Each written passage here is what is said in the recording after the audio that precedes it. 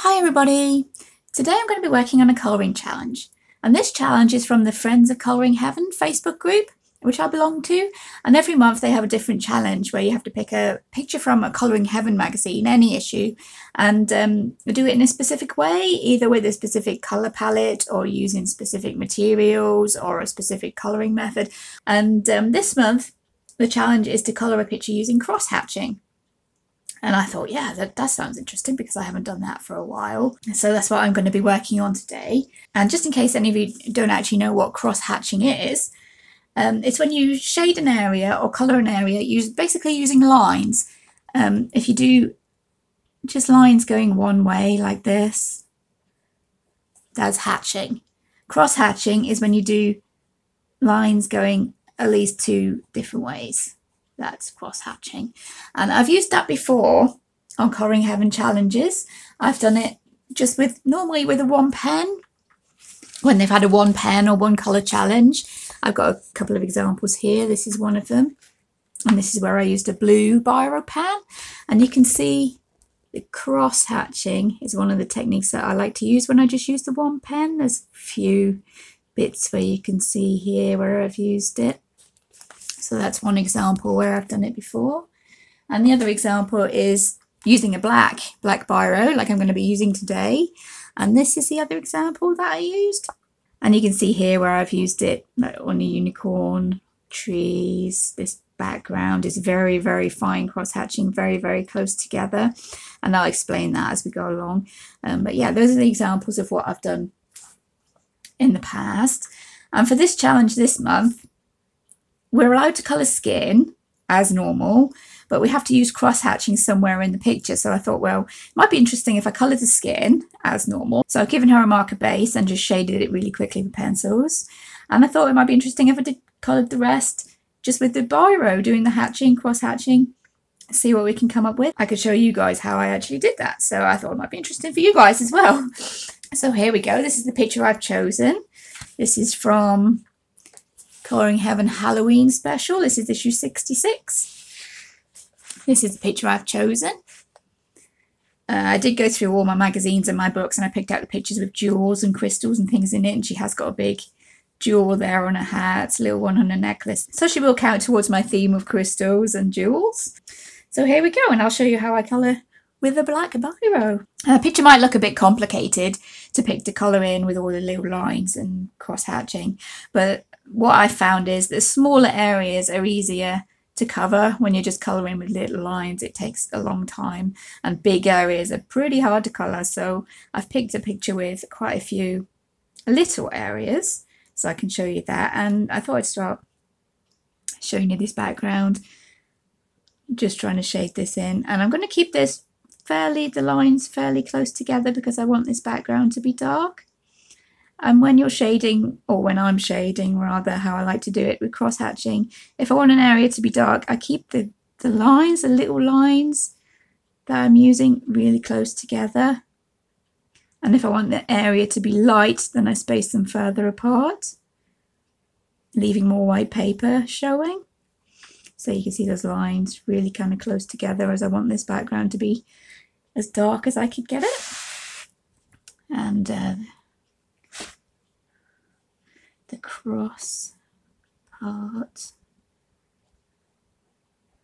There we go. Don't worry about being perfectly straight lines. It's all supposed to be fun anyway, and it doesn't show badly either. So yeah, don't worry about it. It is kind of scary, I suppose, because yeah, you can't rub it out if you're using a pen or a fine liner or something like this. You can't rub it out, but yeah, don't worry about it, just have fun with it. There we go. Try going over that a few more times just to fill in a bit more of that white area to make that background look pretty dark.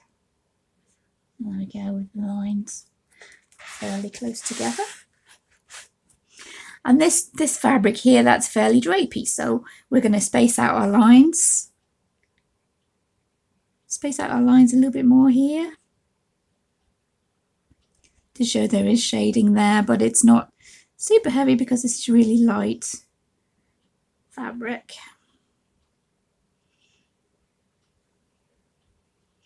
I'll give it a bit of shade underneath where that brim of that hat is coming.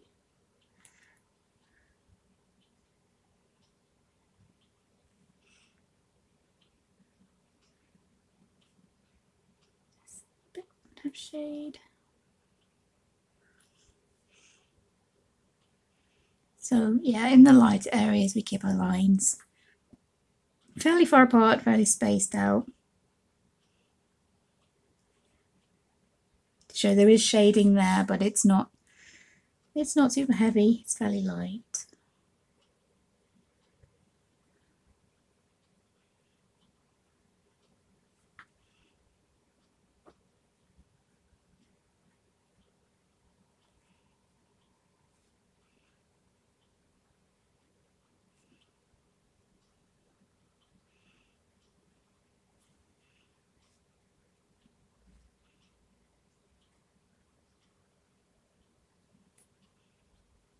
Just going over a few of the actual lines in the book there, they're fairly sketchy. I wanna keep on with that fairly sketchy feel to this, because this is kind of like when you use pen and ink, kind of in a sketchbook.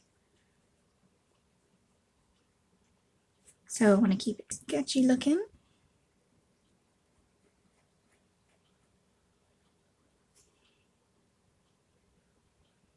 Just adding in a few bits of shadow where this fabric is folding.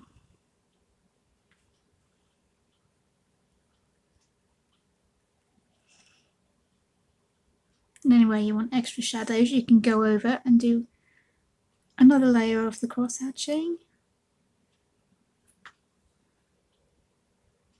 Take it as deep as you want, many layers of it as you want. But the more layers you put on, obviously, the more deeper your shadows are going to look.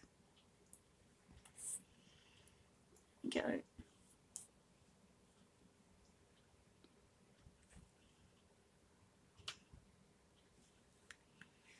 Okay, moving on to your shadow behind that face there.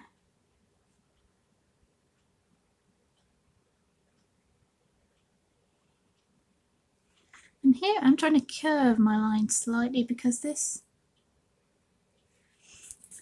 fabric seems to be curving round in little kind of pleats and folds, so I'm trying to follow the shape of that kind of curve around the edges.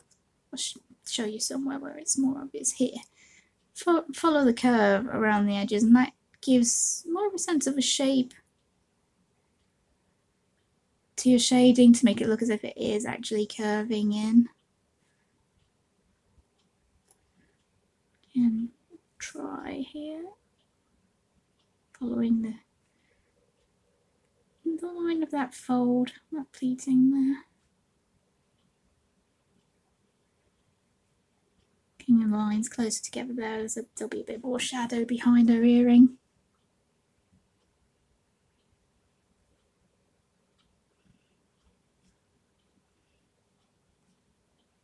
And there we go, making that shadow behind her earring there.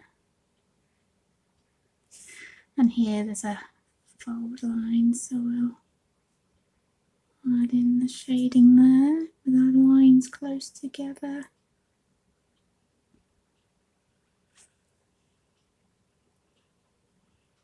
And over the whole area because it's coming behind her face.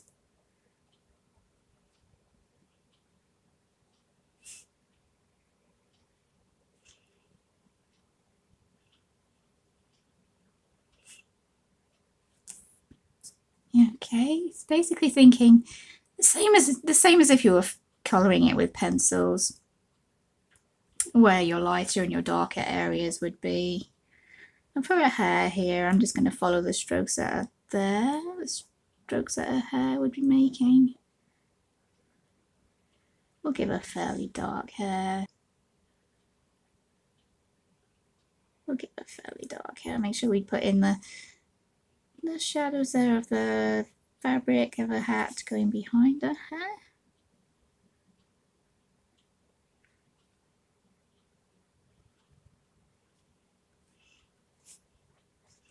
Make sure we leave some white to be the highlights in her hair to make it look shiny.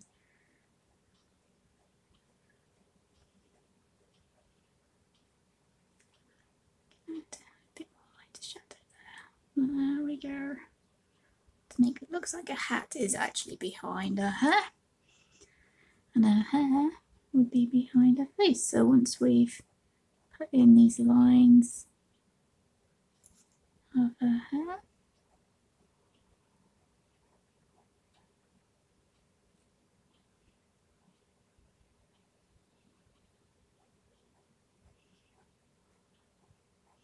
I'm going to keep our highlight in the middle to make her hair look shiny. We can add in the, following the line of her face, add in a shadow. And there we go, to show that her hair is behind her face. And we'll carry on this shadow behind here because her hat is behind her hair. So that would also have a shadow. And there, my lines are fairly close together, but I'm pressing quite lightly with the pen. So yeah, keeping that shadow fairly light. My light source would be coming from the upper right, so I'm putting the shadows in here as it would be behind her face.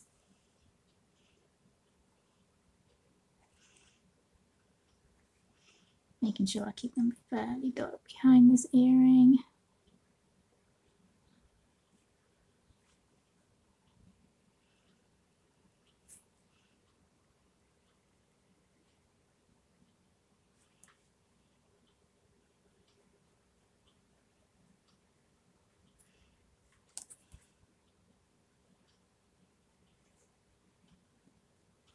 Again with these folds, trying to follow the shape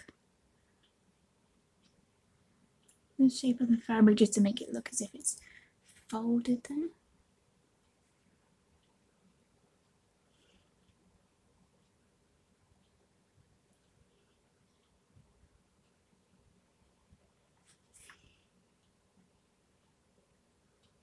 Anytime you think your shadow should be deeper somewhere, go back over. There we go, that's looking better now, I think.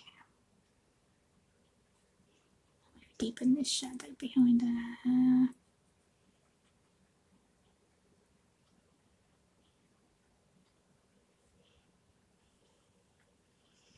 There we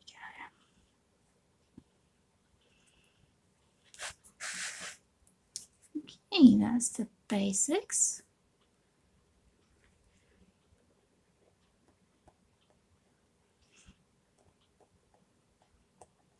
We're just keeping our lines, our hatching further apart when we want it to be less shadowed, closer together we want it to be more shadowed, and we can always add more layers. Like there where everything is behind her ear, so the whole thing would be in more shadow.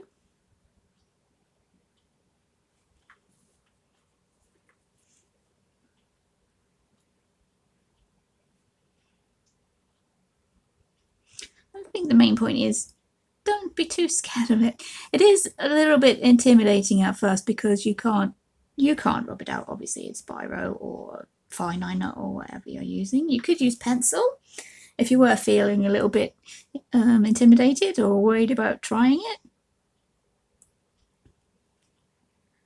And then you could erase, but I wouldn't be too worried about it. There's no hard and fast rules. There is a million different ways you can use hatching, cross hatching in your colouring. So yeah, don't be scared of it. Just try it out. That's the best advice I can give, really.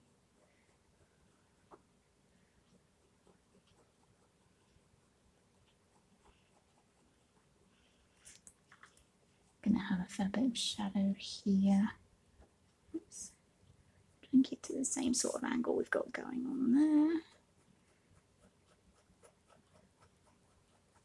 Not too dark shadows on this piece, it's fairly soft fabric, but here where it comes underneath the rest of her hat, then yeah, that would.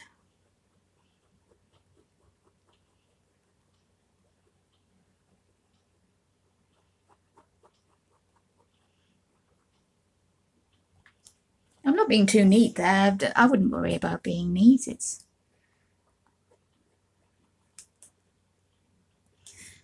Sometimes it's better to keep it kind of looking a bit sketchy.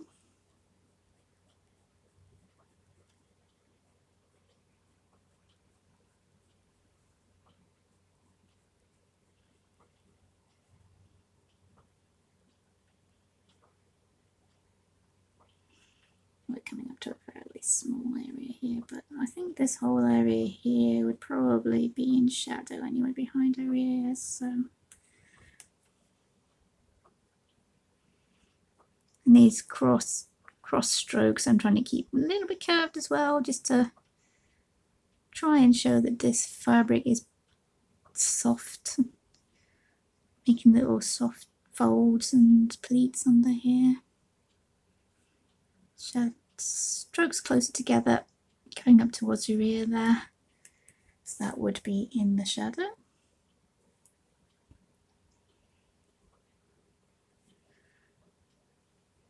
Again, add more layers if you think there should be some more shadow.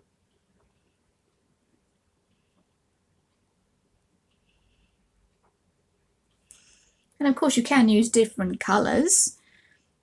I'm just doing this because I like to do it this way. But you can use different colours, use fine liners, gel pens. Whatever you think would work, and yep. I just thought it would be fun to keep this fairly monochrome for a hat, just doing it in the black and white. And have her skin, as we were allowed to colour skin, have her skin to be normal kind of skin tones, to give a bit of contrast to the picture. But yeah, you can do this any colour with any kind of colouring mediums, pencils, pens, fine liners, whatever, even the humble biro.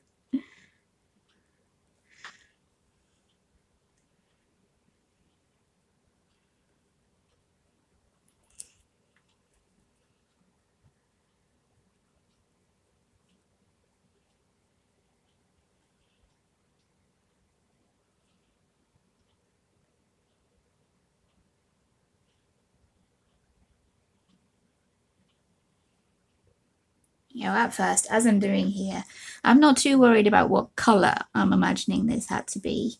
I'm just thinking about where the shade and the shadows would be. And just working on that.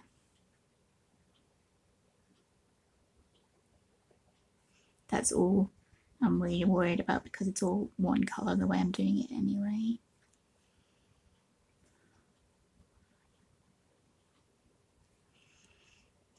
This is a deeper fold here, so we're going to keep our strokes a lot neater, a lot tighter here, closer together.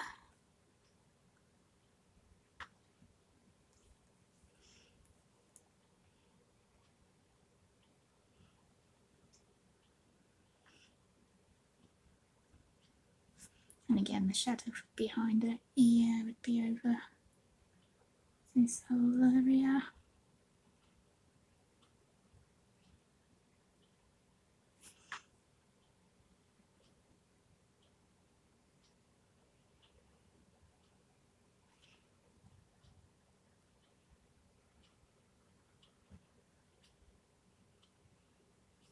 Of course, if you wanted really light shading, you could just do one. You don't have to do the cross, just the one layer of strokes. Oh, again here.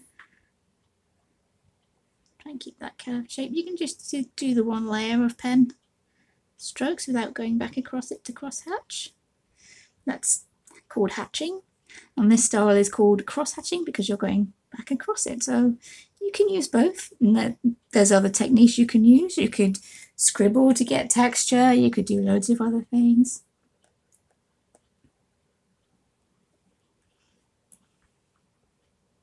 But this challenge is mainly about cross hatching, so that's what I'm trying to show. And here, I'm thinking this earring would be the metal or some kind of gemstone, so we'll add in the darker shadows. A little bit of light.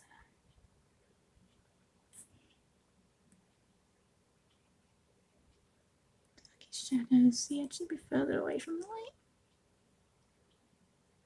And a little bit of light. And there would be a shadow in this way behind this earring.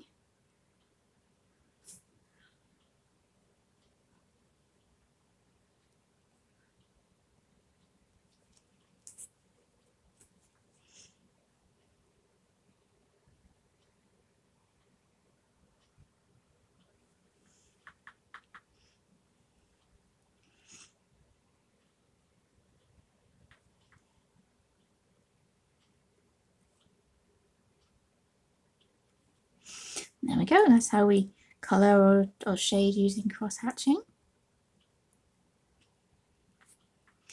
I'll probably carry on, try and finish this whole picture just for my colouring session for today, and I'll leave that on the end, maybe as a speed colour or something.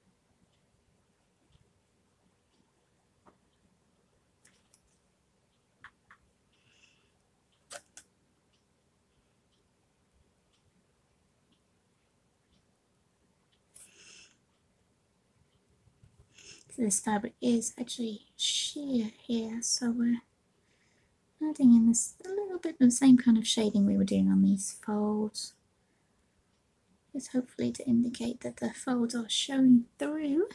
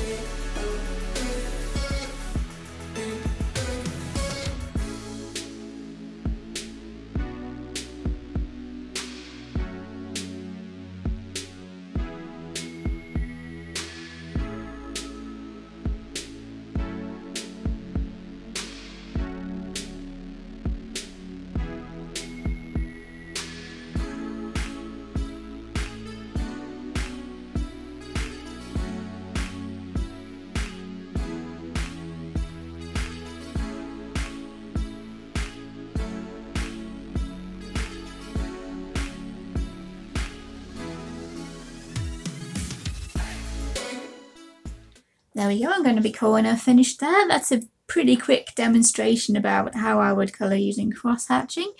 Obviously, if you take your more time, you can be a lot neater. I've tried to keep it fairly sketchy because the picture was fairly sketchy, and because I wanted it to be quick, just to be a quick demonstration. So yeah, and I've tried to keep just the cross-hatching instead of going into other techniques, because that was the challenge, to colour using cross-hatching. So yeah, that's what we've come up with, and I'm fairly pleased with how that's turned out. Although I did realise right at the end that I'd given her face a different light source than the rest of it, but hey, we all make mistakes, and I don't think it really affects the picture too much. So yeah, I'm going to leave her as is, and yeah, pretty happy with how that's turned out. And hope you enjoyed watching, so take care everyone. See you in future videos. Bye!